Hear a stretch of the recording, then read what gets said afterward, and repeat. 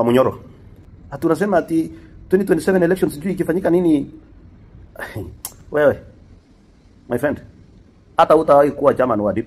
Ladies and gentlemen, welcome back to Hezbon Updates TV. Unaona, watazamaji wangu, kama hii ni mara yako kwanza kupata video, hakikisha umesubscribe hapo chini, na kama haujalike hii video, hakikisha umelike na utakuwa mtu wetu maana zaidi. Kumbuka zile moment ambazo utakuwa na like video, wacha Mwenyezi Mungu akuinue, akubariki, akuongoze kwa kile ambacho unakifanya pale popote ulipo. Mtazamaji wangu, leo nataka nikupeleke moja kwa moja hadi kwa huyo anayejulikana kama Oscar Sudi.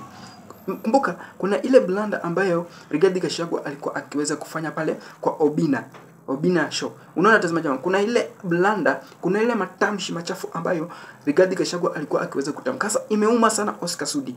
Unaona mtazamaji wangu, nataka nikuwekee video kwa usikie vile Oscar Sudi alikuwa akizungumza. Na kabla sijakuwekea, kama nimesema kama hujalike video, hakikisha umelike, na kama hujasubscribe, hakikisha umesubscribe hapo chini na utakuwa mtu wetu wa maana zaidi. Kumbuka hii channel imesupportiwa na wewe na tunashukuru sana. Hebu tazama kisha uniambie pale kwenye comment section unanitazama ukiwa county gani.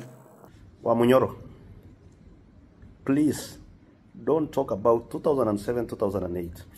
It seems you don't know what you are saying. Watu wetu walipitia mambo haitawahi rudiwa katika taifa la Kenya. Omba kura, tafuta namna yoyote. Tusi William Ruto, tusi Oscar Sudi, tusi Ichung'wah Kimani Ichung'wah, tusi everybody. Ropoka vile unaongea ara hata kwa mdomo. Lakini usiongee maneno 2007 2008. You are becoming too reckless. Yaani unaongea vitu zingine za ajabu sana. You're not a leader, you are stupid. Hatunasema ati 2027 elections sijui ikifanyika nini. Wewe my friend, hata utawahi kuwa chairman wa DIP. Mambo yako iliisha. That's why you are after him. Chunga sana ulimi. Sisi viongozi ndio tunachochea wananchi.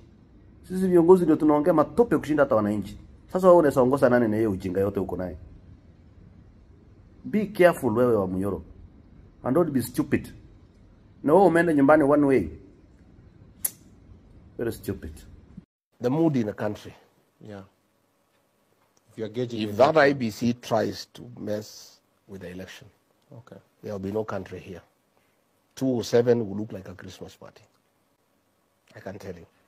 And I want to implore those commissioners to be Kenyans, to be patriotic, and not to attempt to force William Ruto on the people of Kenya. It will not work. The people of Kenya will not accept it. People want change, and they are ready for change. Indeed, they are impatient